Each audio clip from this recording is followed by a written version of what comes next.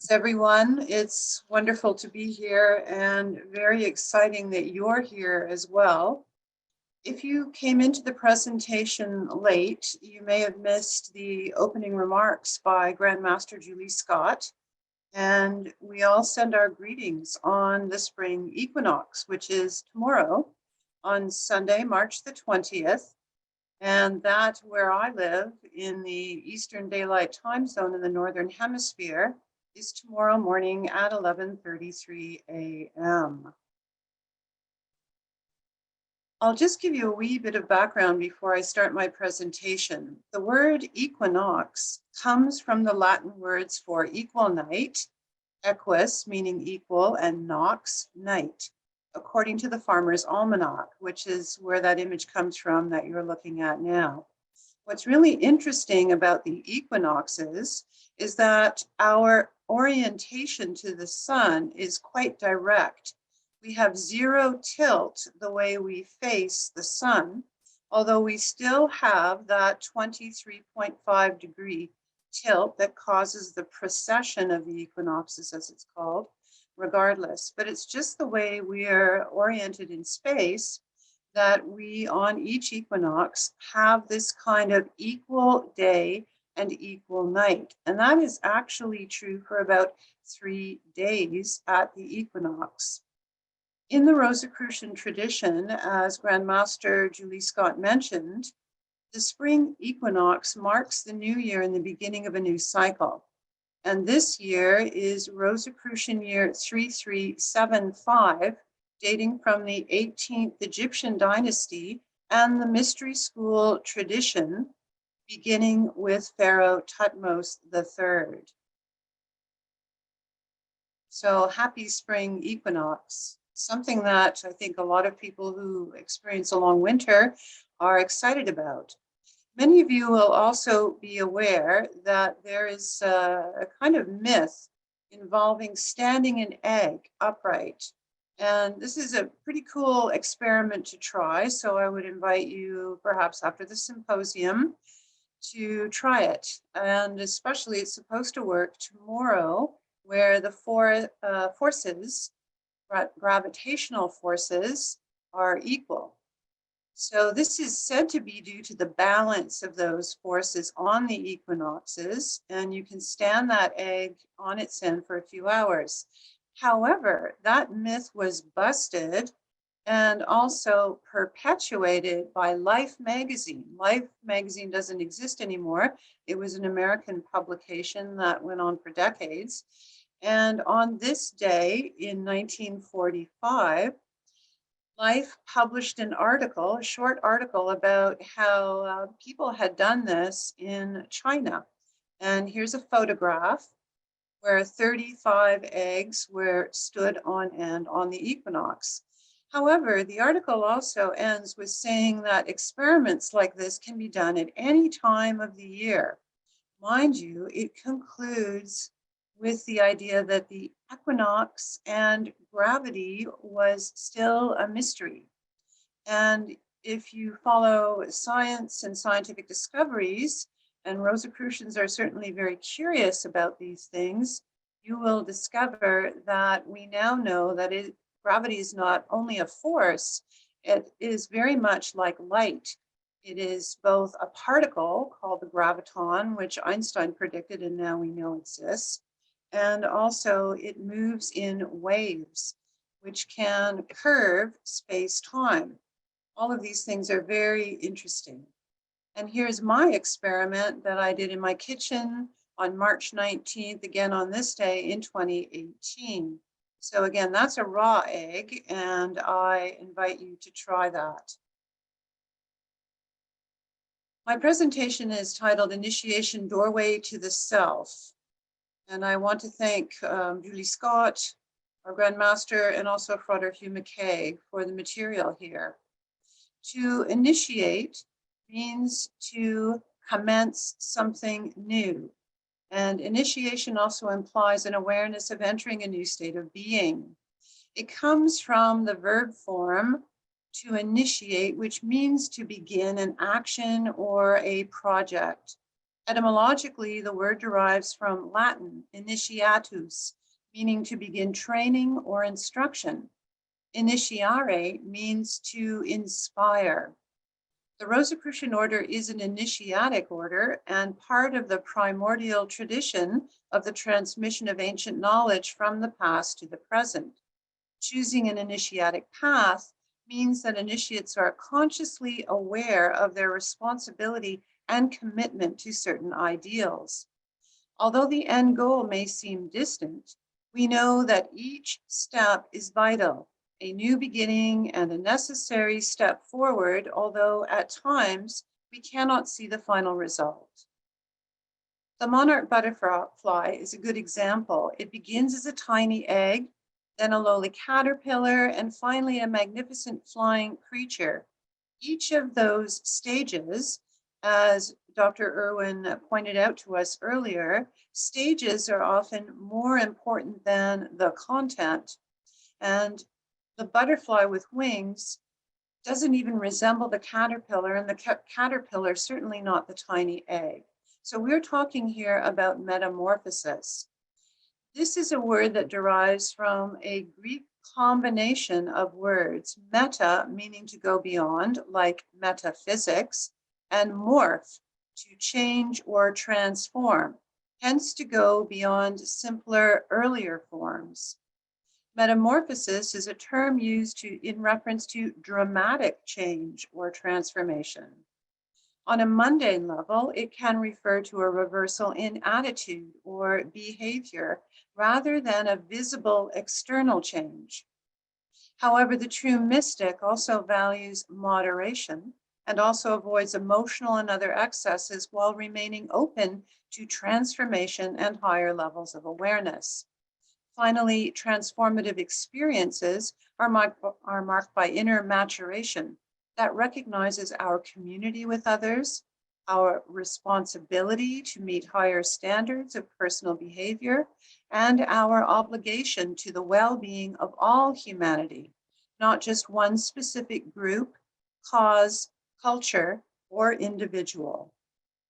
Metamorphosis through initiation implies a depth of knowledge and understanding that requires no defensiveness, no attack on others, no harm, but an acceptance of pure peace, pure joy, and perfect love. Rites of passage are often formalized within a culture or religion, as in funeral rites, marriage rites, baptisms, rituals that involve adolescence, like learning to drive. Graduation is another good example. Often ceremonies or rituals accompany such transitional experiences. These are preceded often by examinations. In many early cultures, the process of maturation was often elaborately signified by special rites that then initiated new experiences for the candidate. Some of these included multiple tests and trials. Words, objects, and even actions held sacred significance that symbolize transformation and speak to the inner self. Each rite of passage is meant to induce recognition of a transition or change, often entailing more responsibility and power for the initiate. Here's a good example. This is from a series of paintings called The Voyage of Life. This one is an example of youth by Thomas Cole. He was an American romantic landscape painter. And this image evokes emotions of aspiration and youthful idealism. You see the man in the barge embarking from the shore, his hand is raised, and his eyes gaze up into the skies at some kind of vision of an idealized possible location. Remember that, of course, this is a symbol for an inner state of the true self, and such voyages may be undertaken unconsciously without awareness of their significance. You see also a young woman standing on the shore, and she also has light around her and possibly wings or a cape. She is the divine feminine, and she represents one's inner self, one's inner master, also one's conscience. Now, Frater Lee Irwin talked about types of initiations, especially as they correspond to dreams. Initiatic dreams may be a vision or an actual dream in which a message comes from the subconscious. And remember that these are messages from the inner self to the outer self.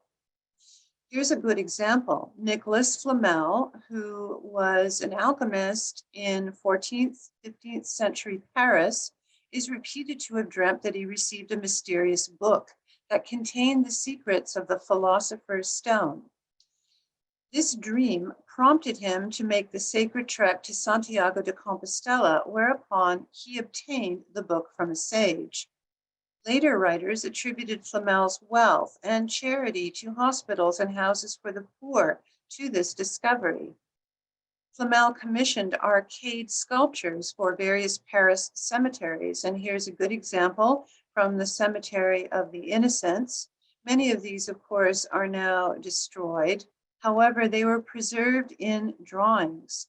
Note the alchemical symbols, images of transformation. Initiatory experiences may occur during meditation as flashes of insight. Actual life experiences, sometimes traumatic, other times not, as in taking a literal journey, may initiate changes in outlook, attitude, and behaviors, leading to greater mastery. Not only in the past, but even today, when one masters a new trade or skill, it is understood that the tradesperson maintains the secrets of a particular craft and passes along this knowledge only to those deemed worthy to receive it, apprentices, acolytes, or novices in training.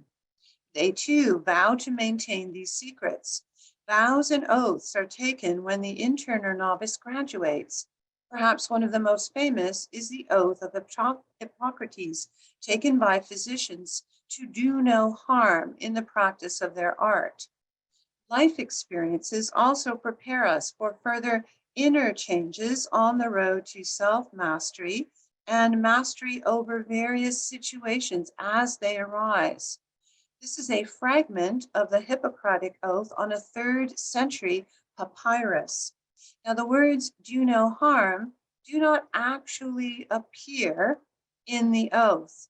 However, there are many sentences that tell the physician that he must not in any way abuse or harm his patients in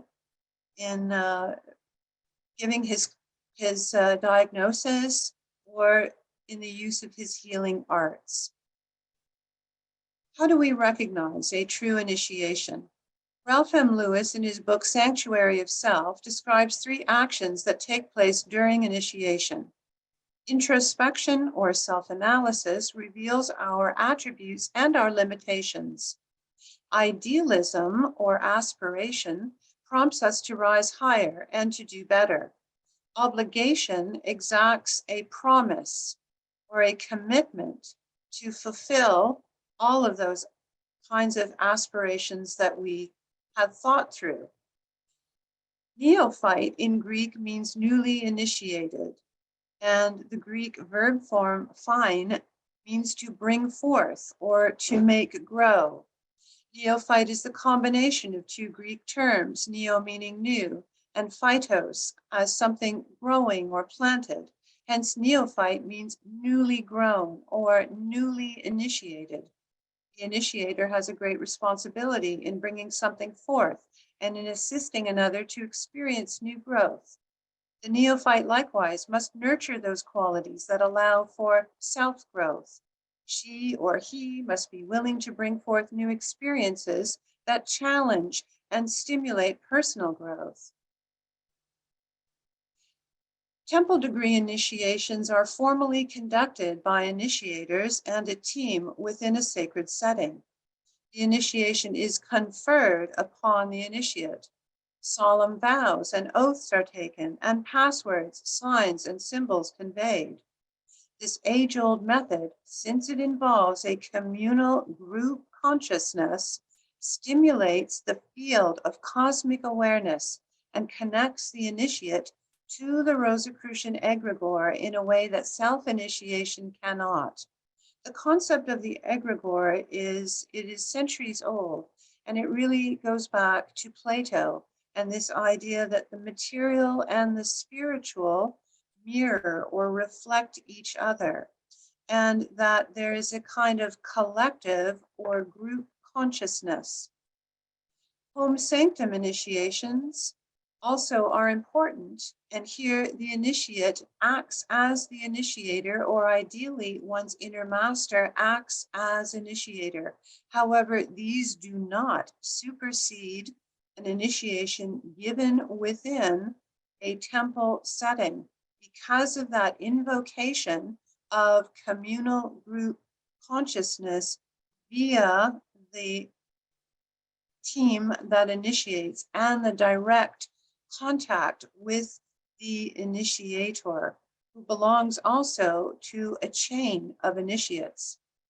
In the article, Living the Initiated Life, Melanie Braun states, rituals are not ends in themselves, but demonstrations of the soul personality's progress and evolution.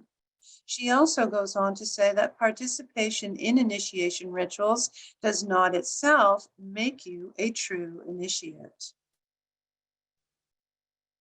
The Rosicrucian Order, as is stated, is a mystery school that initiates its members using formal rites as they advance in understanding of the teachings. Each new degree initiation is marked by symbolism that impresses upon our consciousness entrance into a new stage of mastery and understanding. In home sanctum Rosicrucian initiation rituals all begin with the same statement. Initiation brings into the realm of reason the purpose, and into the realm of emotion, the spirit of one's introduction into the mysteries. So what is a mystery school? What are the mysteries? The term mysteries does not necessarily imply mysterious. Rather, it suggests that members of a particular school are formally initiated, as in the Osirian, Mithraic, or Eleusinian mysteries. In ancient Rome, the mysteries were called initia. These mystery schools used symbolic rites to introduce students to concepts of the evolution of soul consciousness and union with the power behind all of existence. The term mystery derives from the Greek mysterion, or secret rites. As such, a mystery school also demystifies life's greatest questions by offering initiates the means to further their spiritual evolution. The 4 stages of initiation, again from Ralph M. Lewis's The Sanctuary of Self, are separation, admission, exhibition, and re-entry. And seeing crocuses, by the way, means it's time to plant in the spring. Not all plants can be planted because frost may still occur. However, you can plant radishes or spinach in your garden once you see crocuses blooming. So fratres and sorors, let's go through quickly these several stages. First of all, preparation and separation. As most of you are aware, the first temple degree initiation in our order is taken in 2 parts through a lodge which maintains a permanent temple setup that creates resonance within the order's egregore. When optimal, this ritual requires the initiate to prepare her or himself by, of course, meditating or reflecting inwardly before and between the 2 parts of the ritual during a period of several hours, if not overnight. Especially when the body is at rest, the subconscious mind is freer to express impressions upon the conscious mind, as we learned in Frater Irwin's presentation about dreaming. Separation signifies readiness for instruction, that the candidate for admission into the mysteries is conscious of the choice to be a new person, to transmute old behaviors in order to obtain knowledge and new ways of being in the world. Preparation opens the door to deepening our appreciation of the ritual on the psychic and spiritual levels of our being. Note that terror of the threshold is a genuine experience that challenges us to step into the unknown. And it is true that all of us experience that either through a formal initiation or even when starting a new project, like joining the order. We really don't know what's on the other side of that closed door until we cross the threshold. Second stage is admission. During admission, neophytes are literally admitted into a sacred space, often from darkness into light, signifying acceptance, not only by the initiator, but also by the candidate, that a transformation will occur. The candidate must choose to cross the threshold or go back into darkness. As Ralph M. Lewis describes, admission means that candidates are made aware that they are entering a higher plane of thought and consciousness. In the ancient mystery initiations, symbolic deaths and resurrections signify the transition from an outmoded existence, an entry or birth into a lighted, unlimited world. The initiate was released from the limitations of the past, but especially from limiting thoughts and concepts. The ancient empty sarcophagus in the king's chamber of the Great Pyramid in Egypt is not the burial place of a king. You see no hieroglyphs on the walls. The sarcophagus is unlidded because it was used for the sacred ritual reenactment of the soul's journey to the Duat, or Tuat, as E. Wallace Budge translated it in 1895. That was the definitive translation of the Ani papyrus, and it was called the Egyptian Book of the Dead. That has now been superseded by the Amduat, or Book of the Hidden Chamber. These are hieroglyphs from papyri, from coffins, from tombs, and also other pyramids. This ritual of rebirth signified rising from an old existence to embrace a new life, emblematic of our true immortality. Thirdly, exhibition and revelation. Whether we are referring to a formalized initiation, a dream, or an experience, this stage of a true initiatic event has several commonalities. Laws and principles are revealed and exhibited to the initiate, whether in symbols, signs, words, or actions. Secrets are revealed, meaning that certain sacred ideas are reserved for those who are considered trustworthy, those who would not profane, trivialize, or capitalize on such knowledge. Truths and precepts, principles, and even moral and ethical obligations are made known. Thus, sacred oaths and vows are taken that, if broken, will incur karmic repercussions. Here's another painting in the series by Thomas Cole. This is Manhood from the Voyage of Life, painted in 1842. The darkness is without. Know thyself, and the light within will be allowed to shine through, from an article by Rodman Clayson, who is a Grand Master Emeritus, and you will find that soon. I'm sure our Grand Master will announce that. I would like you to also have a look here in the clouds. You see, too, before I look at this, the man seems to be having his hands clasped in prayer. And remember that one should not pray for deliverance, but rather guidance from the inner self.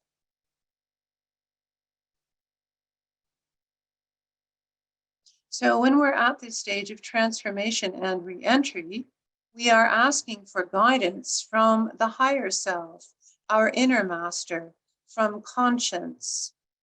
We are also thinking about re-entering after being transformed. So we need to go back into the world. The idea is that we do not linger gazing at our navels.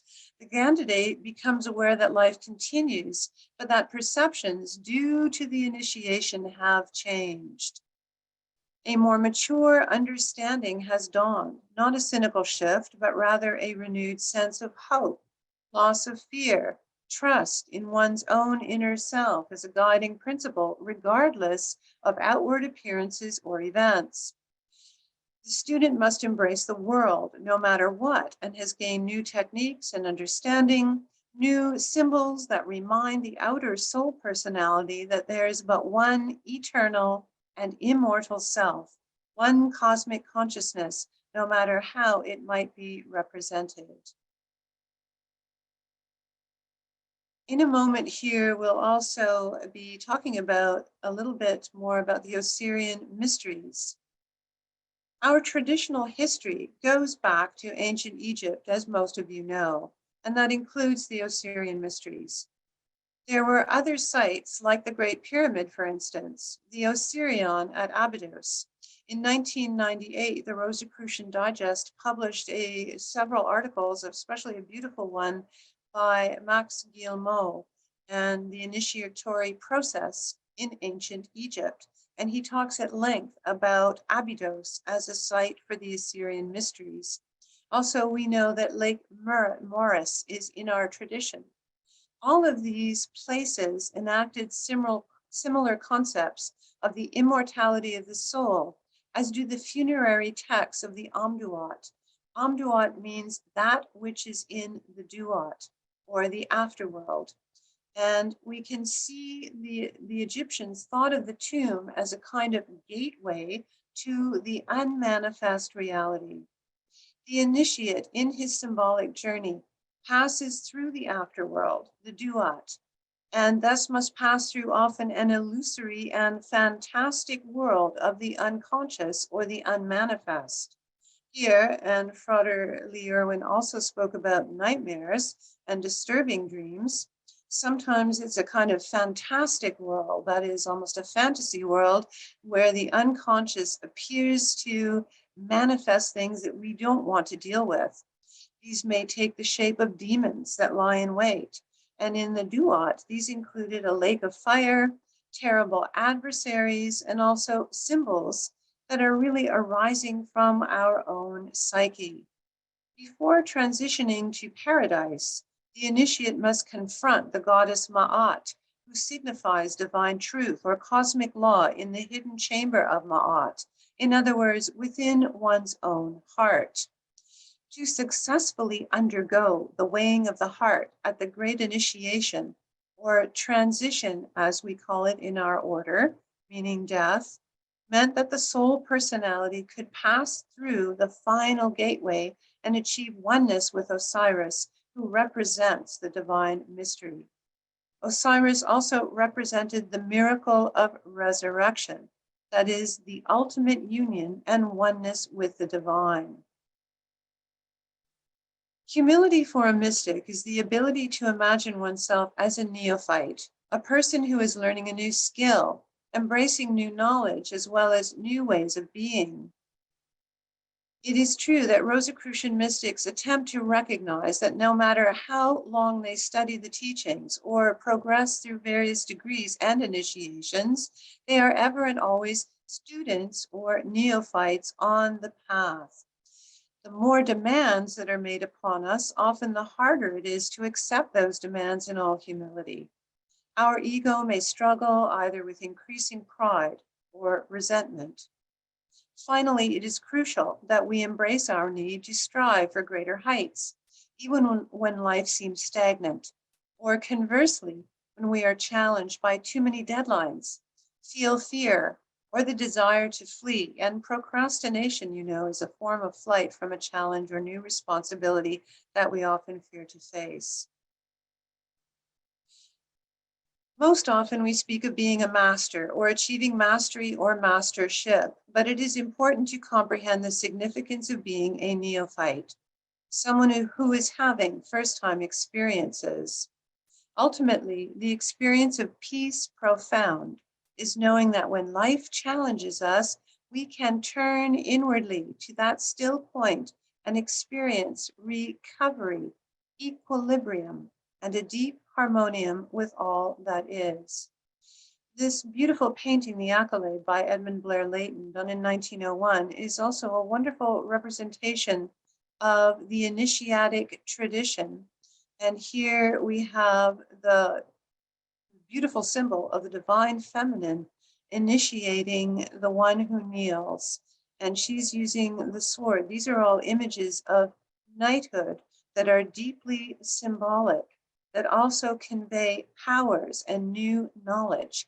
However, remember that regardless of how an initiation occurs, it is a profound and potentially life-changing experience for the initiate and perhaps even the initiator, who is also deeply connected to her or his initiatic chain. Initiation is thus an inner journey to the heart of self. Now, fratres and sorors, we are going to take a moment and do an open-eyed meditation. This will only take a few seconds. So just gaze at this beautiful NASA government image of our Earth. See its beautiful aura. Now, fratres and sorors, allow your inner self to come forward. Is there a part of the planet that needs your attention, that needs your love, your deep compassion,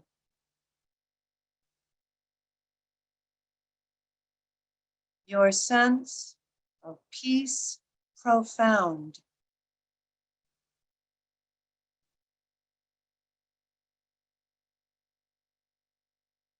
divine love,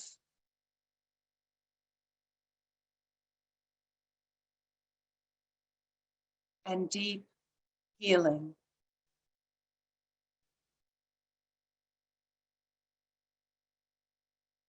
All of us, collectively and in our imaginations, are focused on the entire planet. Bathe it in the spiritual radiations coming from your heart.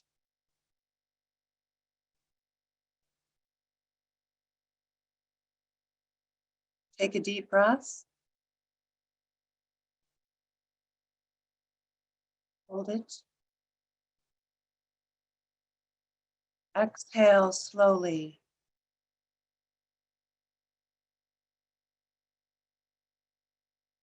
So mote it be. And fratres and sorors, this is a very special moment. And since we started this segment a little bit late, I will just go through two more slides. And I think it might be worthwhile because some of you who are already members of the order sometimes have difficulty telling others what is it exactly. Remember that it underlies the Western esoteric tradition, what we also call the primordial tradition or the perennial philosophy. And thus, it is also an initiatic mystery school.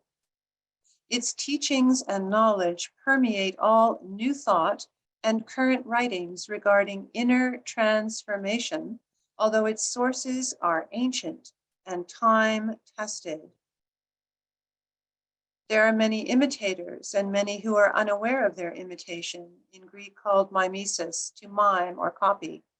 The word Rosicrucian, for instance, is not patented, and you will find it in many other places. The AMORC, however, is a special designation for the ancient mystical order Rosicrucius, whose authenticity arises from an initiatic chain that is both ancient and worldwide. It is our current society's emphasis on science married to spirituality, not divorced from it, and its teachings cover all esoteric and exoteric wisdom, and thus complements your studies, whether they are scientific, medical, mystical, psychological, ethical, or religious. It is not in competition with any other group or affiliation. It is a practical, lifelong learning process through various degrees and studies through which we seek to restore harmony and the divine intelligence that governs the universe, and to cultivate the knowledge that this intelligence can be found within each of us. Whether you are already studying with us, no matter which other studies or affiliations you are pursuing, or whether you have just made your first contact with the ancient mystical order Rosicrucius, please know that many benefits will come to you if you persist in the studies, physically, emotionally, mentally, psychically, and spiritually. Some inner urge prompted you to join this teleconference today, and we now invite you to take the next step, whether that is going online and reading your monographs, or actually stepping across that threshold to join us in our own spiritual quest. You are being offered a life-changing doorway that will deepen your experience of your true inner nature, your cosmic self.